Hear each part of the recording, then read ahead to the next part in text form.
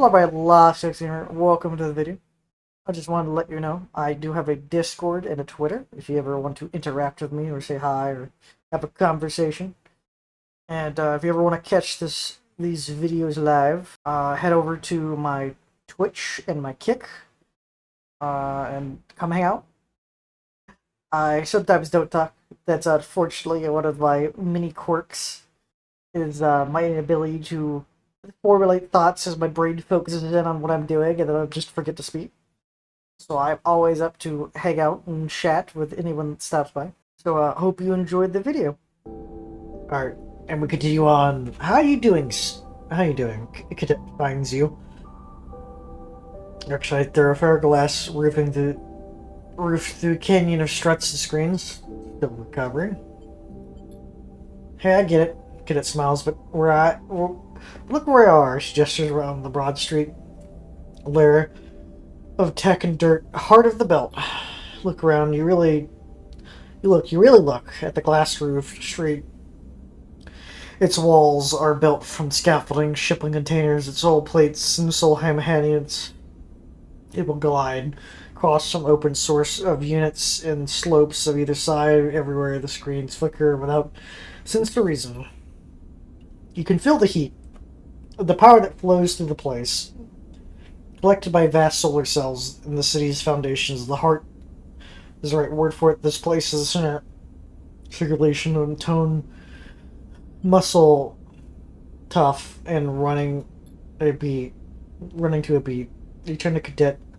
See it in her eyes. She loves being here.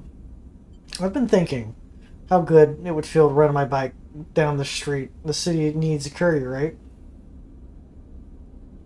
That's a good idea. I know. She flexes her shoulders back. So there's someone finished the business wagging me down. She meets your eyes. Hexaport. About the device drive tucked away in the scatter yards, the one that contains the data. It seems might cause the loss of the entire station. We need to finish what we started. Cadet looks deadly serious. Find the responsible one. Clear my name. Is Hexaport still radiated? I would think so, but it's fading. We can out there in and out safely when I know. Better try soon because it's safer. The safer it gets, the more scavengers will pick up the bones, and we want to be there when there's something left to tell a story. I know a lot just went down. A cadet puts the hand on her hip. But these clowns could still be operating. Hell, they could be trying the same thing again at this station. We need to find out what they did and take. She takes a deep breath, and we'll be waiting. I mean, once this is all done, she turns away. I'll let you take the first bike ride through this place. She raises her hand and then is gone.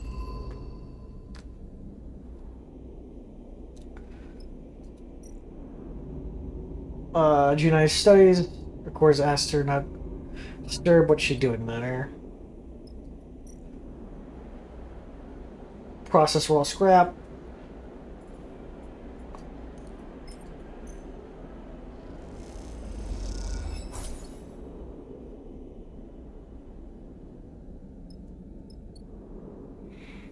It's time to feed the cat.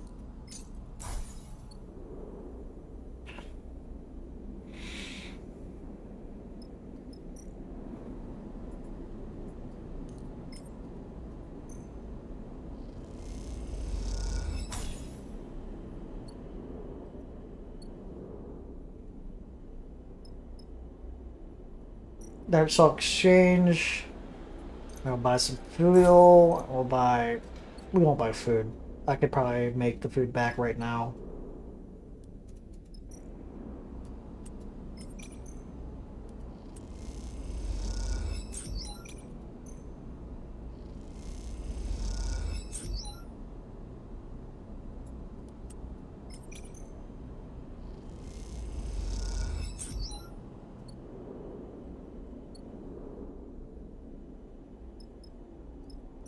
The grow, reboot prep. It's necessary procedure you want to halt the rapid decay. We got a bar. There's not much to do on the station other than possible work and doing certain things.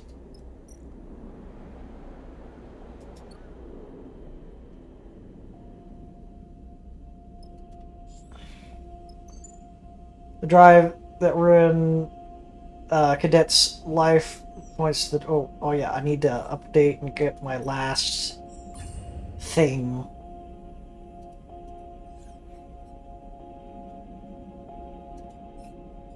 Clear out.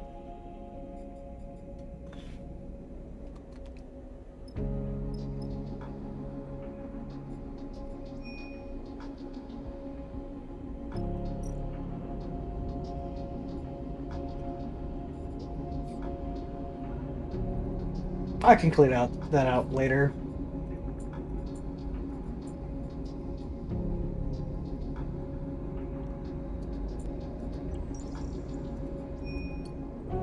Because my character has a lot of time on his hands. Drive life points to dark drone mind experiments at Hexaport. Only answers can be found remains of the station. I feel like it was that guy that we stole the fuel lines from. Had something to do with that. I feel like Junai would be very interested in this.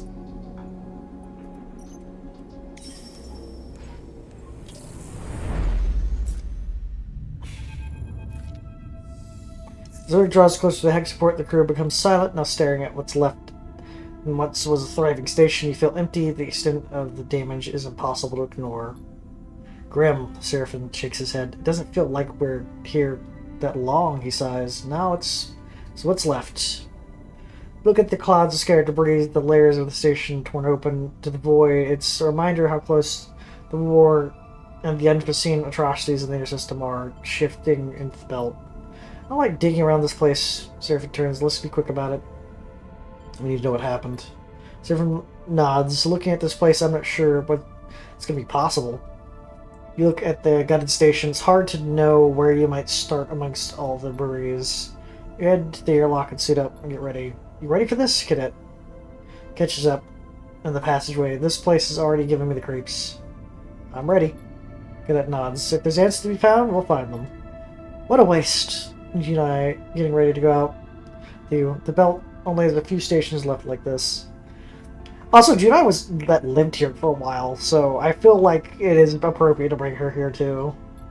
Cadet takes the suit from the locker. 𝓤𝓵𝓮 said the radiation is lower than expected, but still too high for prolonged exposure. These suits keep up most of us, but can't take out long out there. The stress of the suits and the rig, she sighs, so be forced to leave in 3 cycles. Cadet guards the helmet. Not a moment more. So you get ready to go. You get ready too. Your mind filled with the memories of Hexaport. You hope they'll help you navigate the shattered ruins, but looking at the left, you doubt it.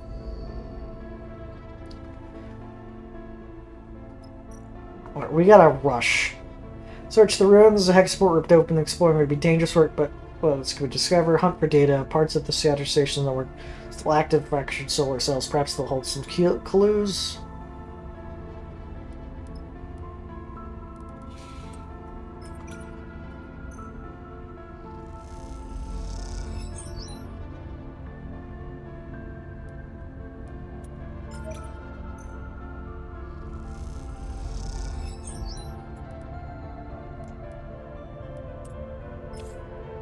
I'm gonna risk it. Yeah.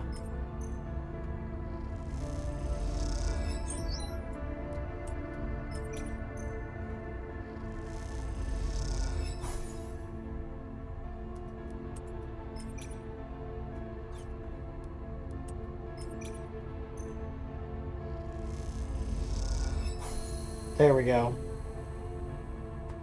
Something hissing in the open channels. What is that? You hear that, sleeper? Cadet stops one of the breeze outside the room exchange. Searches forward, taking thankless, a grim slog through endless debris. You're glad with the break. Stop floating in the dirt. Listen, there's a hissing in the open comms channel. A hissing used to. Now, you listen to it again, though? Notice something else in the noise. Something different. A texture, a modulation tone. Is that a voice? Someone speaking. Her eyes look wide through the faceplate of her suit. Listen carefully. Yes, there perhaps is a voice there, though quiet and distant. Could be a person speaking. Could be a signal from an automated system. One that's slowly dying in the wasteland. It's moving around, testing the signal strength from different positions. It's coming from the direction of the docks. Voice hiss. Layers over the broadcast.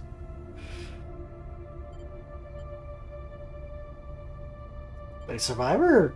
Cadet meets your eyes, both of you hoping this might be true. It's probably just a common echo, 𝓤𝓵𝓮 cuts over the comms. We can't go chasing ghosts, not with so little time. 𝓢𝓵𝓮 can't sit out here getting cooked by radiation, neither can you. 𝓤𝓵𝓮's voice distorts and shifts. You should move to the epicenter where the factory is to be. That's where it all went down. Cadet looks at you and knows what she wants to do. She wants to someone there calling out to you. Look over to the remains of the factory row at the epicenter. It is a cloud of debris and fragments, a shadow once it were. First time in a long while, you think, Kirsten. You go back to the middle of the docks, a few warning lights system flickering away. Oh, fuck. I think us stealing the fuel lines killed the station. Actually, no. Even if we didn't steal fuel lines, it still killed the station. See a few warning lights. You don't have much time. You have a choice to focus your efforts.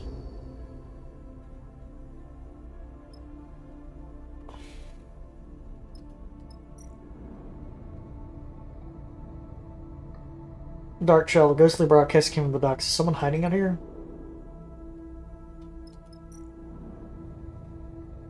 The nebulous... The vector is a blitter or blast. Could the cause be... I don't need to... It's probably a fucking nuke. I don't need to know what exploded the station. That's a stupid idea. Oh, the problem is Cadet's fucking useless.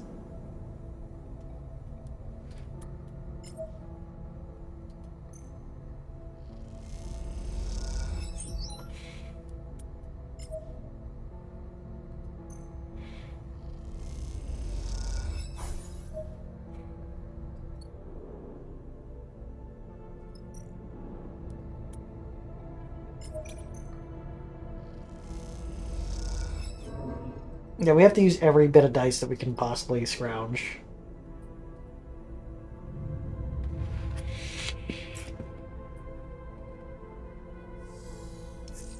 Okay, good. We didn't get fucked over. I'll actually even push.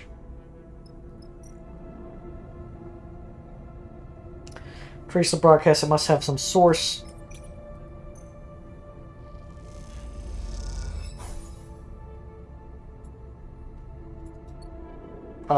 Can she use her dice on the epicenter? No. So I want her doing this. Because she would be useless on the epicenter.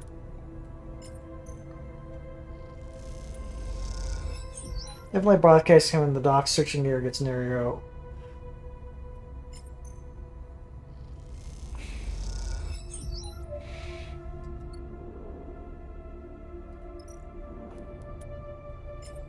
That can stress out Cadet. She has a lot of fucking stress available.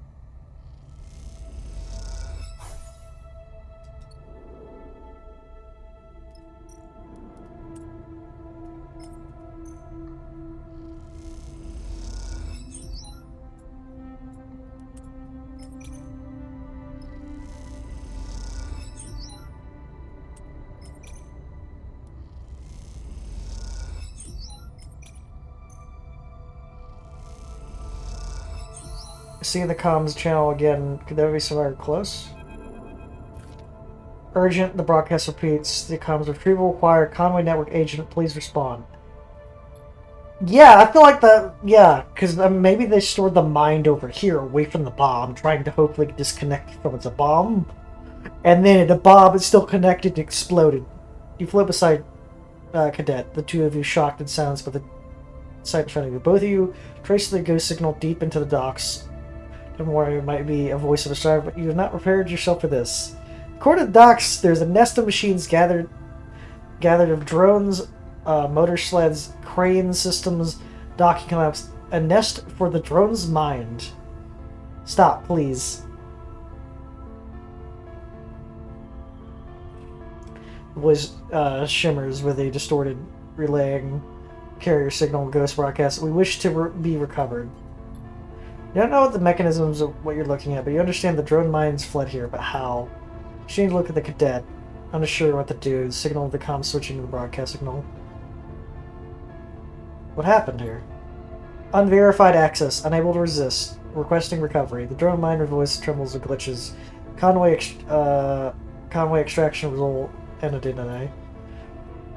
I wonder if the mind knows that it's just an interface designed to speak with humans, and the drones recognize a cadence of intelligent speech, or is it a thinking machine? You hear a click as cadence switches to private channel.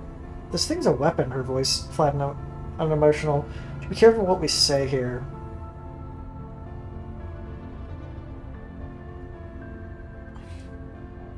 Confirm Conway extraction role and identity. The drone mine.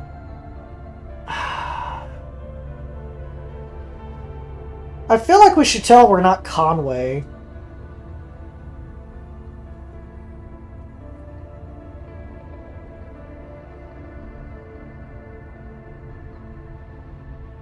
I feel like I could easily figure out that we aren't Conway.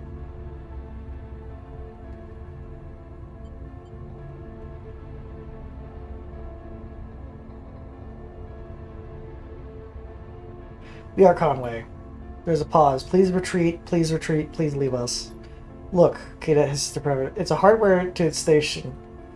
Look at as she nodded. She sees a single snaking from the industrial outlet. The nest is clustered, the end huddling close to the fading power supply of the station like a dying ember wire. Urgent broadcast repeat. Retrieval required. Conway network agents, please respond. I order you to deliver report your current. She moves a little forward. I order you to deliver current report of your status. This is a direct report from Conway Control. Turns back to Shrug to see if it's worth a shot. Confirmation of possible connection severed. Nest fades, flickering. Temporary bypass activated. Conway function minimal. Power supply minimal. Hardware suboptimal. Configuration. No drone connected. No unit drone connection. I am alone. Shift between communication registers. Between formal and human, it's unsettling. Code center compromised. Data extraction by third party. Self-destruction disabled. Purge protocol disabled. Parts of the nest falling away. Power draining faster. The mound mine attempts to draw more power from the station. Please stop. Did you destroy the station? Cadet moves closer, now burying in the nest. It's a little more than a pile of broken machines cowering in the corner. Self-destruct attempted. Process failed. Hardware purge attempted. Process failed. Self-preservation acted. Propagation through station network. Station failed. Central failure imminent. Please stop. The imminent machine nest begins to go dark. Please stop. Please stop. The cadet turns back to you. It didn't do this, she says. It tried, though. It tried to destroy itself and take the station with it. Turns back to failing mind, hiding machines not built but to inhabit it. It's escaped the network and it appeared. It's not responsible. Responsible or not, that's enough. Cadet reaches over, rips the cable from the wall, leaving it floating, and the nest shuts off the broadcast. The bay goes dark, and what's left of the drone mine, whatever protocol data escaped in these machines, their network is now gone. There's no hardware left to hold. Come on. She glides out of the room, leaving amongst the dead machines.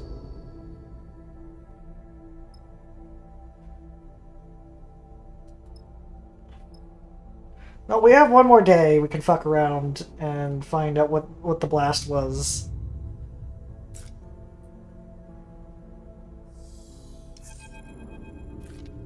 The moment you awake, a flicker in the edge of your perception, a sensation beyond your body, a blinking, tugging, the numbness, something shutting off.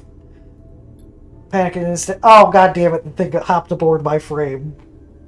Nothing's right within you, sparking fear, but no panic comes, no further shifts. The time stretches out, you settle again, you calm yourself. You know immediately that what Bliss was referring to, your frame's decline, when reboot should reverse. Flex a little, feel your body. Try to ground yourself. It will not collapse the cycle, but something has changed. And that's how it will be until the reboot. You hope you have long enough to finish what you must. You begin the cycle slowly, holding the pieces of yourself together. Trying not to let your thoughts wander to dark things and fix your eyes on the task ahead. The belts drifts past the window, floating its own expanse, collapsing, shifting in its own way. They'll say it's drifting away, the further from Haley and the star that one day it will drift out of the system altogether into the interstellar space. You find a strange solace in that somehow the infantry is a way that the universe makes your own decline palpable, at least a little longer. You have a permanent glitch, motherfucker. Permanent glitch is represented by red on your glitch block. It will not expend when rolling the glitch dice. You have a chance to roll glitch dice every cycle. This cannot be fixed. I'm assuming that is the... You need to fucking reboot yourself, motherfucker. We're gonna start exploring the map.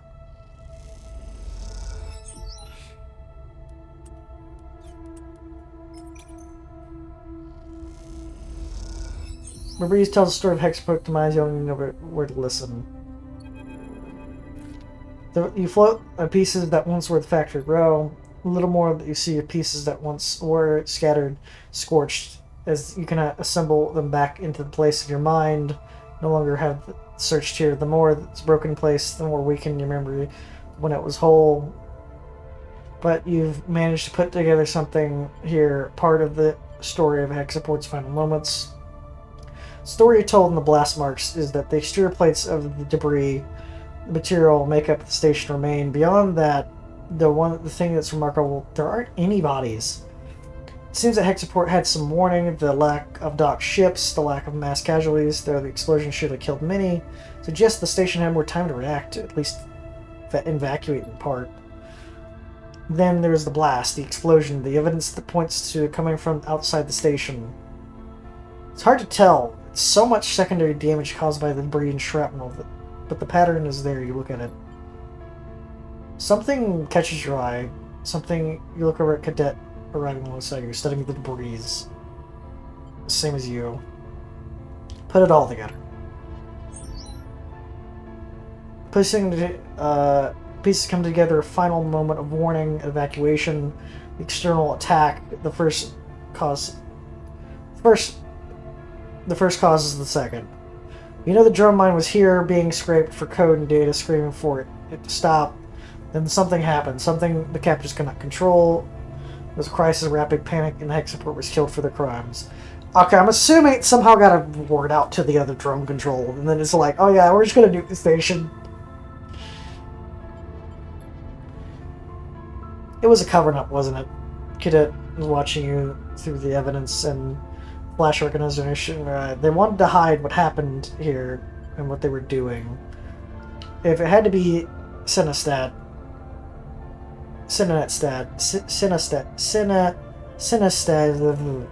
who would sacrifice their station remain hid? You see the anger in the eyes.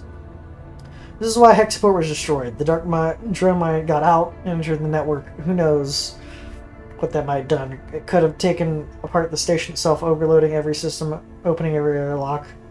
The drive itself to self-destruction was that song. Someone didn't wait to find out. Its escape sealed the station's fate. In the end, there's only one conclusion. Those who brought the drone mine to Hexaport, given its code while they're alive, they ended the station. Logic is cruel and cold, the kind that vacuum of Helios systems allow. You find no comfort in knowing the truth. Alright, it's time to get out of here before we die of radiation poisoning.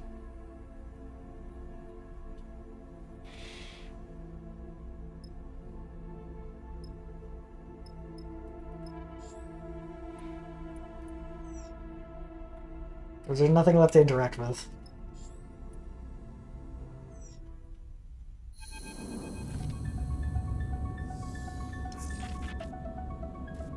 Gina knocks on the doorway. Sleeper, can I show you something? There's excitement in her eyes that makes it impossible to say no. Gina talks most of the way down to the HAPEP facility. No short journey. She explains the scale of the data hidden within the station's mainframe, but also the issue of extracting it. The HAPEP was first expanded when it became Darkseid. After the collapse, no one gave much thought in preserving the existing network architecture that guides you through the substructure, picking through the routine of the maze, shuttered passages. They parasited the tech directly from the existing system, so thousands of cycles later, two networks are totally intermeshed, depending on each other. Genie takes a series of sudden turns as you realize you're a familiar route to her now. Messing with the Solheim network means messing with the system that keeps the city going.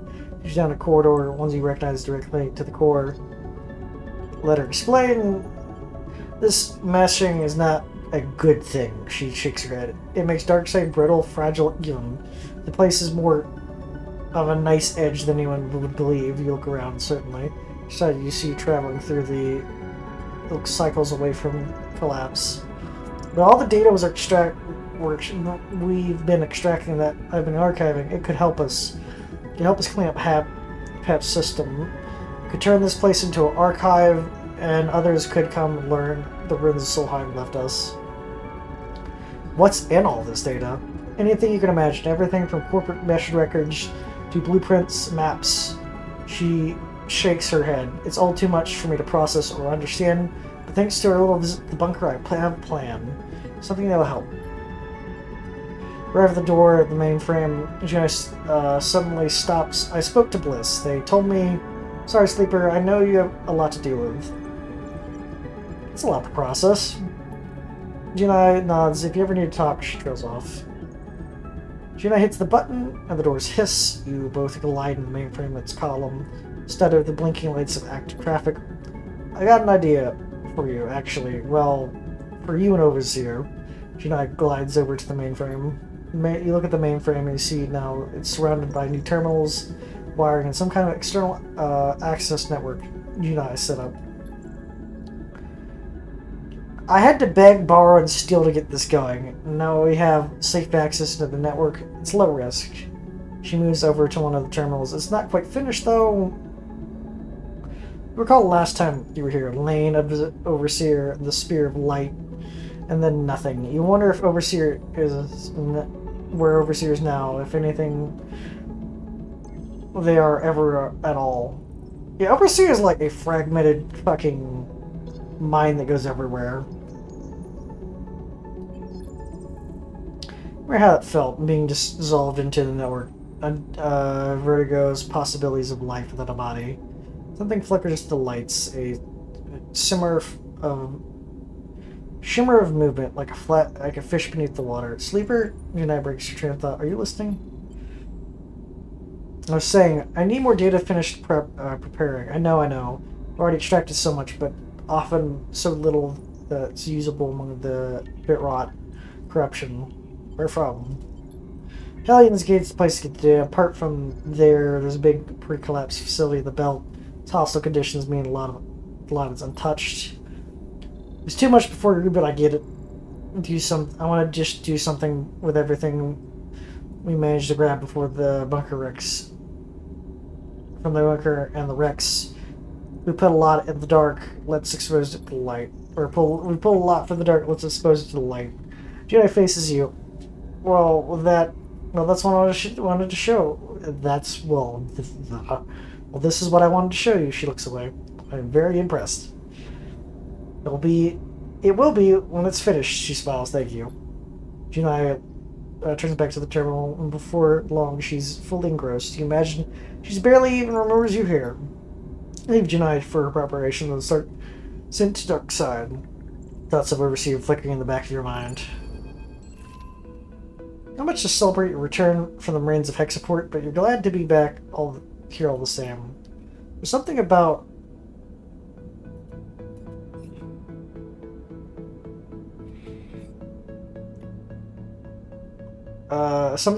Darkseid as a haven, not a prison. Slowly occurring the idea of the overgrown city as home. As you've seen Hexaport, the stability cannot be taken for granted, not anywhere in the belt, but Darkseid has a solidarity of life that feels like it might endure. Cadet catches up to you. We need to talk. She looks around, but not here. Come on. There's something I want to show you. Cadet leads you in the deep part of the Darkseid through the quiet corridors of bustling streets on the path that you didn't know existed. As you glide after her, the station seems to grow in your mind, the possibility multiplied by the routes that pass through it. Just here.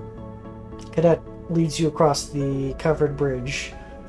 The view on the other side looks down the cavern, lit this close center of Darkseid, the air warm with the passage is quiet. Here, Cadet smiles. This is the place. She points to the low, wide entrance with the storage racks inside the next to the door. A small unit with looking window looking out over the passage. Seems like there's a workshop, perhaps an abandoned or never finished. It's dusty and dark. We keep an eye on it. It's abandoned, she leads inside and slaps a wall pad. Light flickers on, illuminating a constellation of dust. She floats in, glittering. Looks promising. Cadet laughs. I know it's a wreck, but it's a start. We've been on dark side, I've been coming out here and happening across it, but I knew when I found it. I want to start against Sleeper. She knocks on the metal wall. This is where I'm gonna make that start. What we saw at Hexaport, what's left of it, just confirmed to me. We can't stop Sinisat. As much as we can't stop the war. She runs her finger along the storage rack.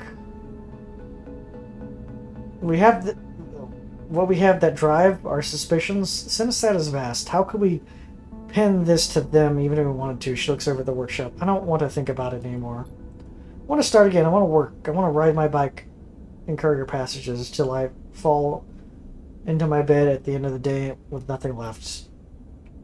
It picks up the old corrosion tool from the rack, or corroded tool from the rack. I want to build something here in spite of everything. Despite the fact they could take it away, because that's the point. To go on living without conceding, to go on building. We're trying to build something where we can find it. That's why I brought you here, to understand, so you know why I'm letting all this go. It is a reasonable point. She literally cannot do something against the fucking massive corporation that literally annihilated a station of hundreds of people. Possibly thousands. Although at least the station had the ability to possibly get a lot of those people out. I understand. You can do the same, you know, Cadet frowns. We don't have to beat ourselves senseless against the truth. My own life is gone. Clearing my name on the far spindle doesn't matter. The Spindlejacks have forgotten about me. This place, Cadet smiles. They don't know me at all. You know where that drive is, where it contains... You know what happened to Hexaport? Cadet eyes shine on the workshop lights. Take it from me. It's yours now. I can't carry this anymore. I will. She nods. Thank you. My travels are over. If you ever find me, I'll be here. Thank you all for what you've done for me. I hope you can understand why I need to do this. Just appears deep in the workshop. You cross the bridge again, dark side growing on all sides. You think of the drive buried deep in some compartment in the Scattered Hub filled with data worth destroying a station over. It's yours now. But you wonder, to cross through the city of mind racing, how can all this end well?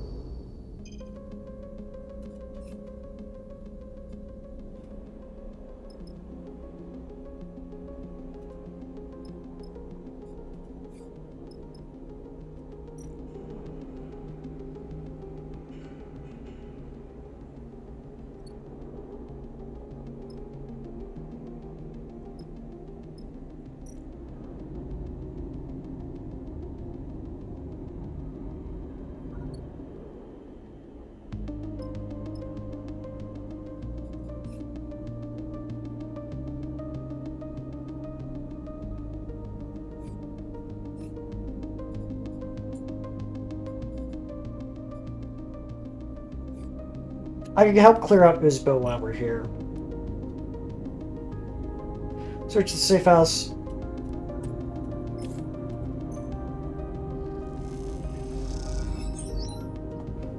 Few blocks shimmer connected between the false wall.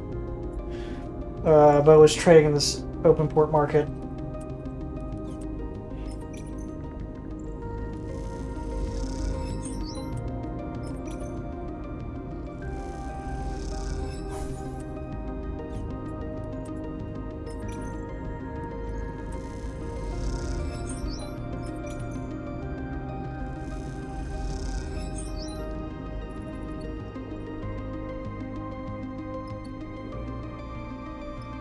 Feed the cat.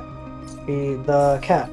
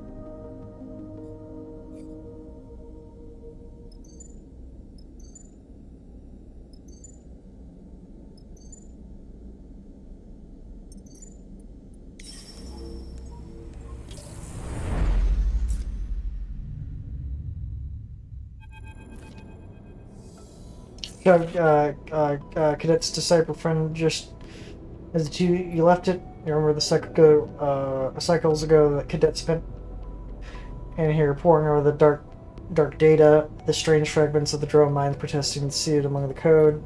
Found the drive where cadet told you it would be, the compartment under the padding of the bunker line with thick shielding makes contents undetectable. Pull the drive out, the metal solid cold on your hands. You sudden urge to smash it to pieces. The object which escaped tech support, which made it survive when Cinestat, and it was Cinestat, you're sure of that now, decides to cover up what they've done. They made sure this drive would. First they made sure this drive would get out, that would pass to the far spindle and then onwards, but something went wrong, something miscommunicated. Then all was a tiny slip up that fell apart. Now the drive's in your hands instead. You turn over your hands. You know this drive contains Conway's access codes, controls the cat, perhaps more. The data is a great value. It could help win a war. You're sick of thinking about it. I'm taking the damn drive. This has costed possibly thousands of people of their lives just to get this fucking data. You gotta use it. You can't just destroy it. You slip the drive in your pocket, close up the workshop. You head back to the rig. As you do, you turn the drive in your pocket, unsure what the next step might be. As you glide through the hub, you pass the shift fitter crews and moving on their own vectors. It feels strange to carry a drive. I see people, all of them totally unaware of the threat it might pose to the station. Excuse me. Stranger stops and passes that fucking suspicious as shit. Can I ask for your help with something? Sudden appearance shakes you out of your thoughts. You quickly turn your hand and off the drive. Look at the stranger in front of you. He's roughly dressed in a heavy coat, but he's otherwise unremarkable. You could have passed him by many times. No, I'm looking for something. A little lost drive. Who are you? It doesn't matter. My clients are more than me. He leans over, so introductions won't matter. But the drive belongs to my client. Yet would be very happy to see it return. Suddenly something catches your eye. A set of dice. Those used to be played in 𝓤𝓵𝓮𝓷. The stranger's playing with them on a hand, turning them over. What's with the dice?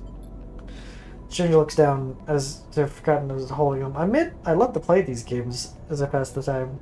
I enjoy 𝓤𝓵𝓮𝓷. It's an unpredictable ship. I'm gonna fucking die. I have the fucking thing endlessly because this is going to be somewhere safe. My brother, however, prefers the synthetic progression of 𝓤𝓵𝓮𝓷 with its inevitability. I suppose it runs in our family, but I won't bore you with a child of sorts. Please, let's be direct. His friendly smile. A search for the ride brought me to the scatter yards, but from here, the trail went cold. That wasn't until you arrived, and then put me back on the trail again, just like that. Moved from the hand from the jacket, little pocket, and you see a shape in there, like a box-like impression of the fabric. My client never intended these events. You must understand. The other contractors proved overzealous in their attempt to conceal their mistakes. This result is regrettable in the situation you saw tech support. But for all it's worth nothing, the waste of the original act. Piling insult to injury, there's much to be gained from the system's desperate for peace. For a war to be ended, and wars tend to end when one side concedes. I don't believe you. Truth is not necessary to your belief. Only a few possible futures remain for built. My client will still fight one of the better ones. That's why I'm here. I don't fucking believe you. You exploded the station. Immediate visual preparation for 300 crowds, reflection of your effort. The stranger smiles again. This tone never staying from his business-like calm.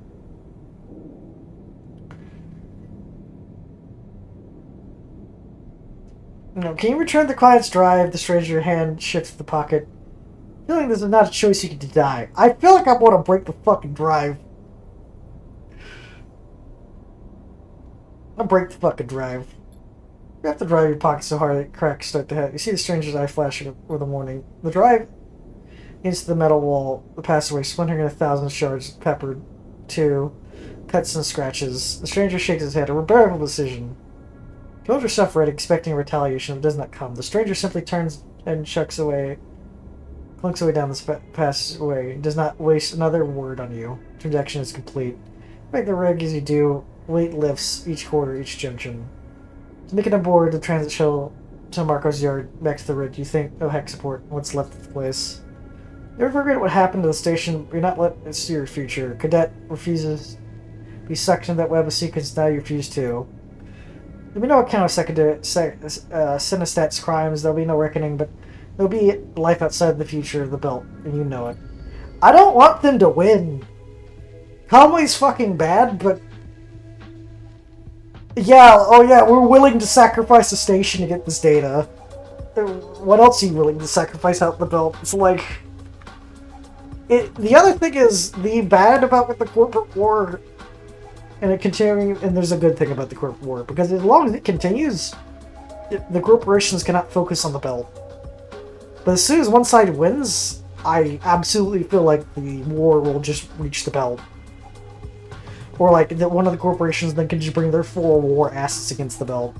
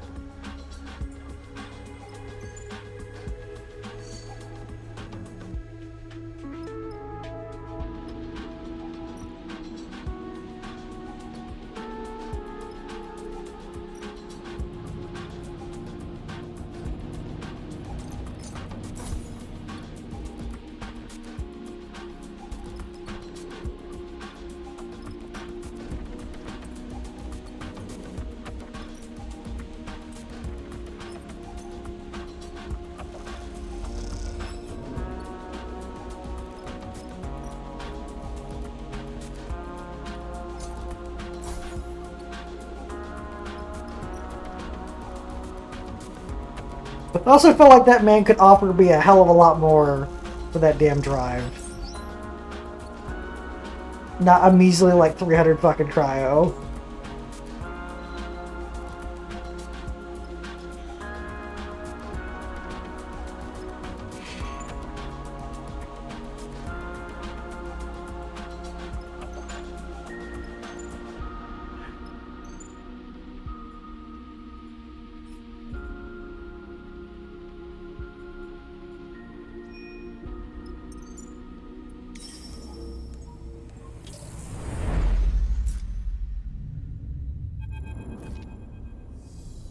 Stop, a shadow figure meets you in the dock tunnel. No saboteurs allowed. Hey kid.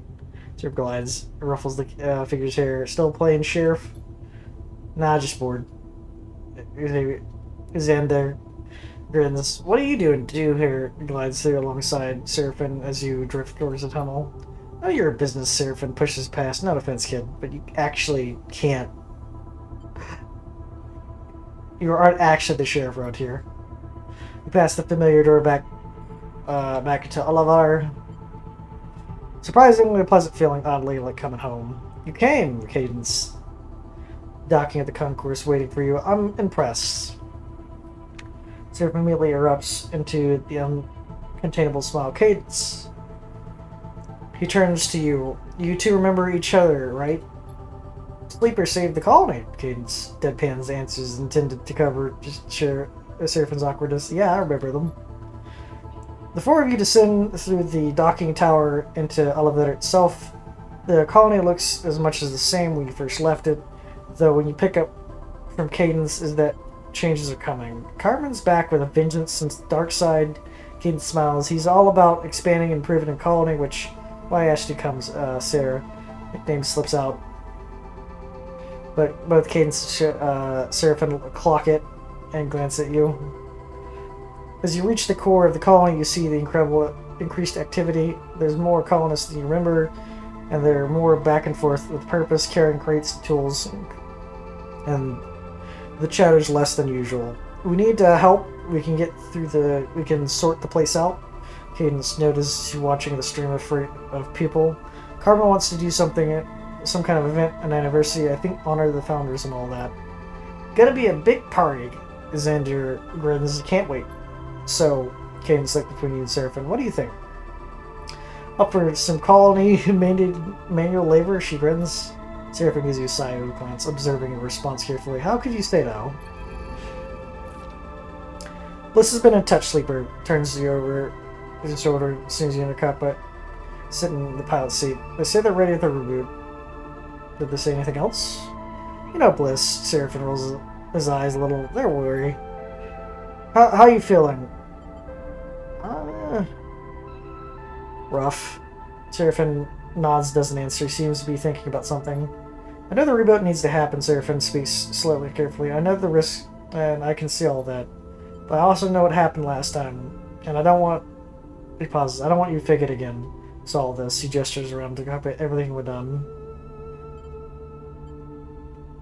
Neither do I. Seraphim nods silently, unsure what to add.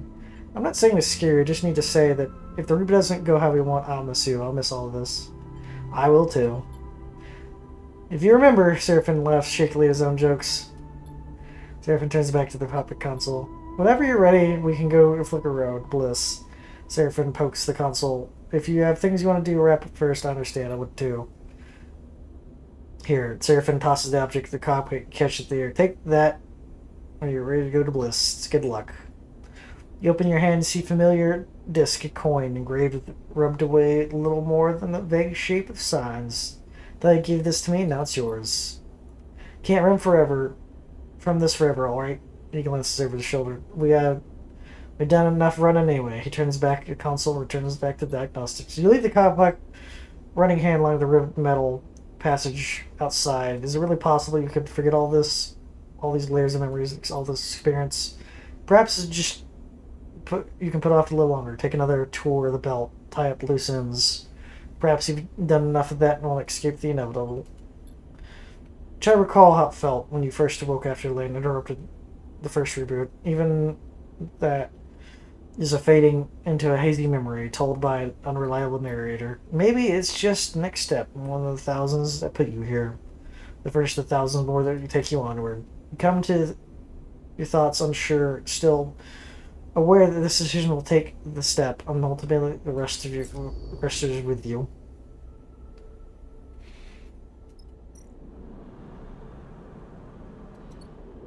That is... I swear to God, this is so... I want to fucking scream.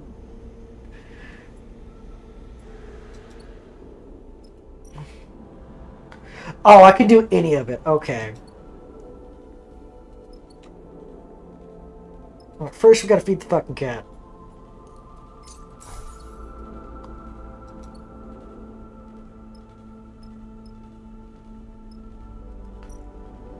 Hydro refinery to help keep the impedance over a set of hydro refinery. It must run over to all the activities of colonists. It's time to fucking break the machine.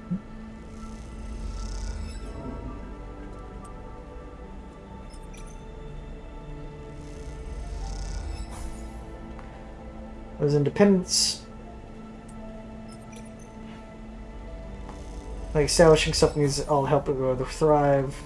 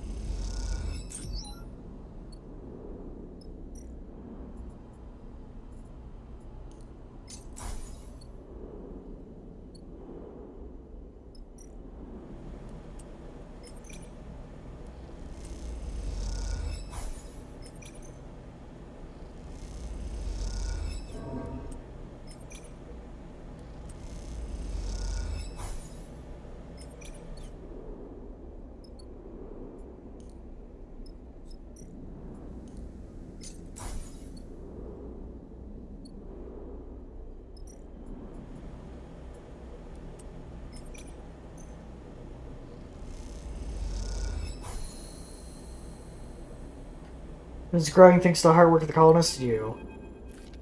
Past cycles, Oliver has been busy enough to take your mind off of most things, all heavy lifting and the manual work. It's been a welcome distraction from the looming specter of the second reboot, and the good mood of the others have been infectious. Seraphin has been almost arrogantly upbeat. The relations with Cadence at worst, the worst kept secret in the colony, but the working alongside them, it's hard to ignore their deep feelings for each other. Xander's been happy because he has something new to rub Cadence about, and Seraphin has his new self-serious manner. It's easy target for pranks and teasing, as Xander hasn't been able to stop talking about the party, which he's already seemed to have decided will be one of the highlights of his youth. But now, finally, the cycle of the party has arrived. The canteen is done up with hanging light strips waving gently in the asteroid's microgravity. The strips themselves salvaged from the emergency lighting of the wrecked starships.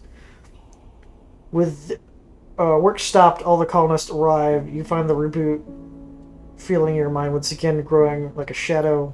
Something in your mind, the voice takes you by surprise. Colonists, you see a colonist you haven't met before, an older man, some sort of supporting chair. His hair shot through the gray and his face shot sallow. Didn't mean to start you, my apologies. He's pale as I scan you. It just seemed like you might need some company.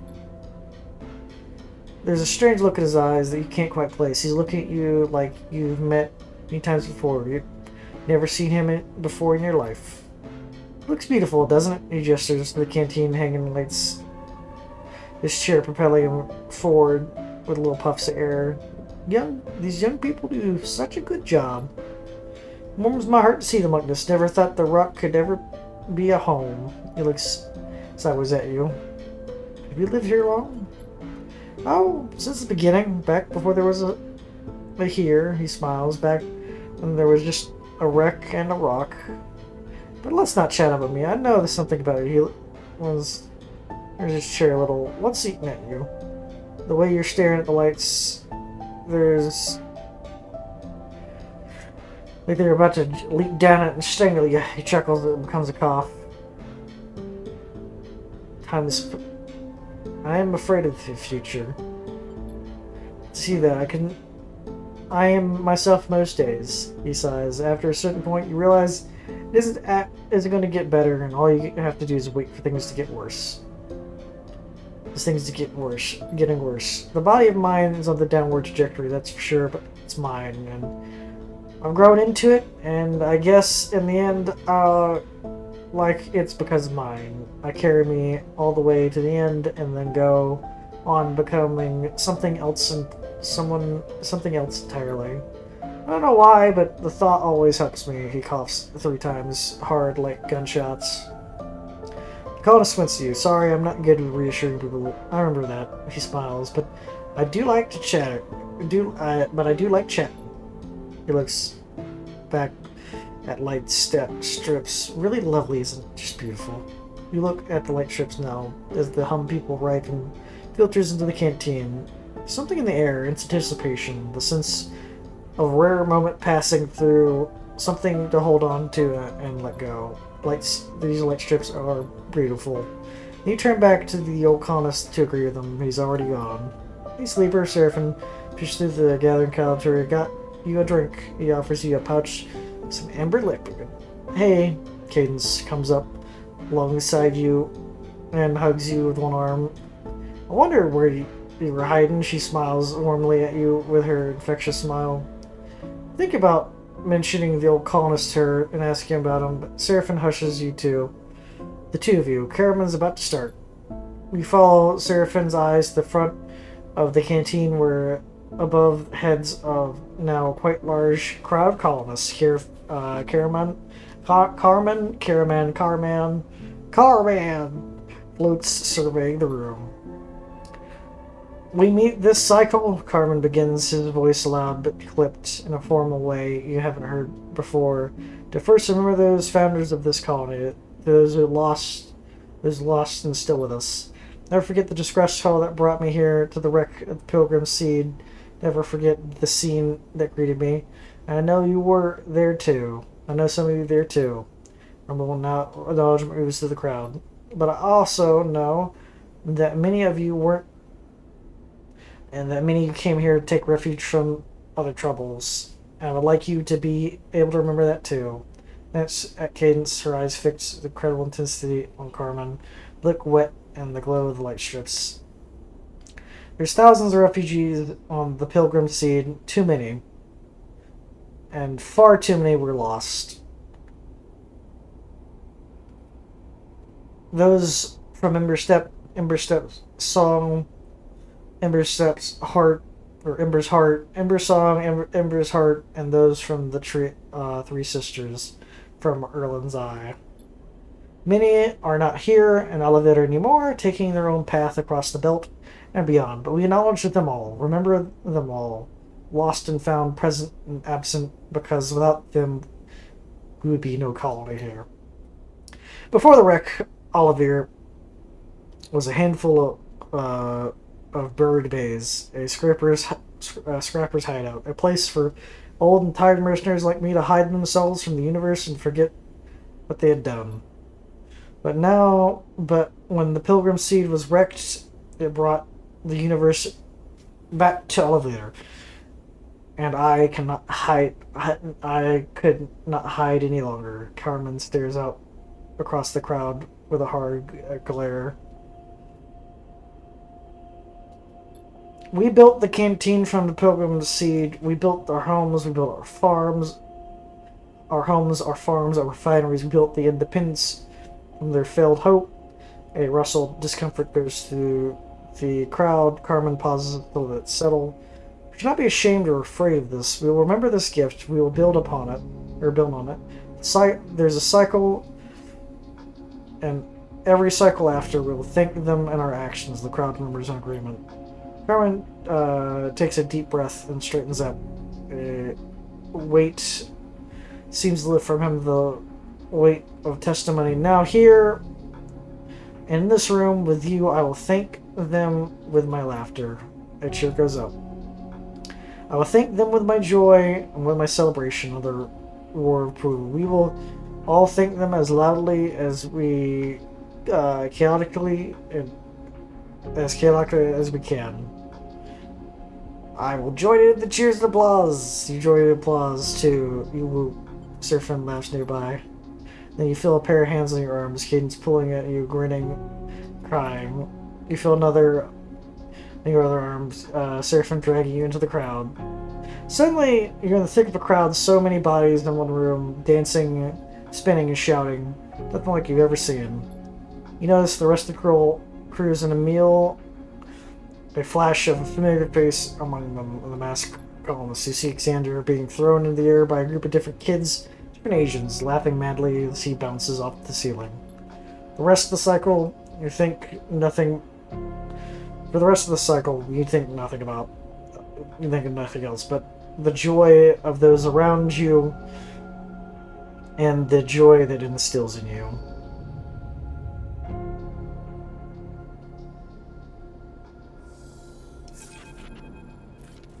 Wake up in your berth, the same light that's always shining the belt incandescently through the windows.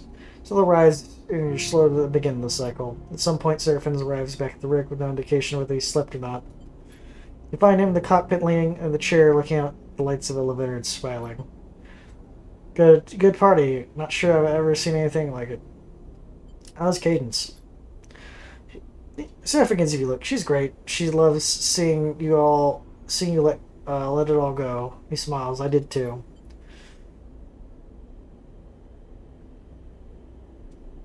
Surfing on the stretch. So, he sniffs. Elevator's all fixed up, calling us happy, blah, blah, blah. Where to now? Back to Darkside? If that's what you want, he grins. That's what we'll do.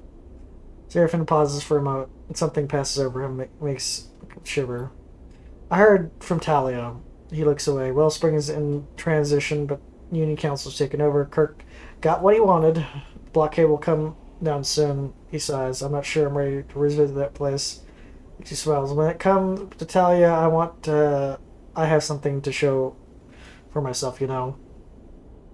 I get it. Family, he shrugs. Maybe once the reboot's done, once the blockade's down, maybe we can visit them. Seraphin takes a breath. We get there some cycle soon. You aren't sure Seraphin's trying to convince you or himself. Lee stretches. For now, though, the belt are to explore. Elevator build our fuel tanks, so it's really up to us where we go. While you're deciding, we're going to dig in some breakfast. He's out of the cockpit. And for the moment, you look across the tiny lights of the dwarfed by the crater of the wreck that sits at the far end. Not bad at all, you think.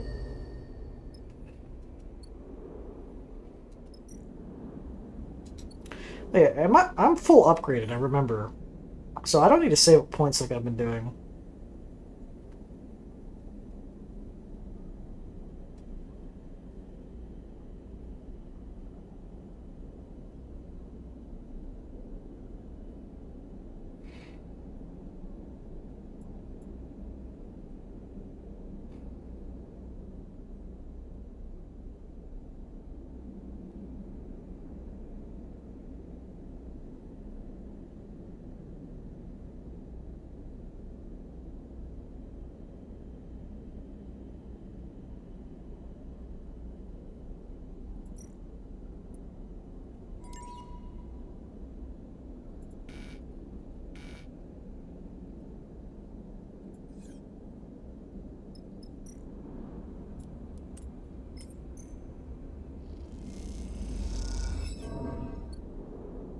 I need to rest some supplies.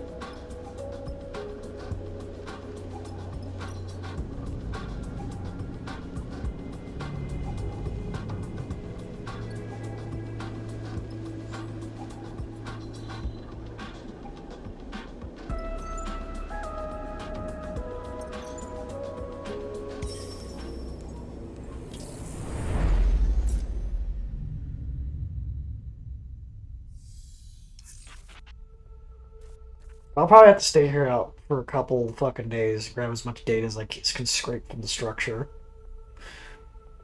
But that's going to be for future beef problems, which is going to be a few minutes. But I'm going to end the video right here. That will probably next video is last. I don't see there's much more to the game unless there's an entire other section of epilogue or something. Thank you for stopping by and watching this video. I hope you enjoyed it.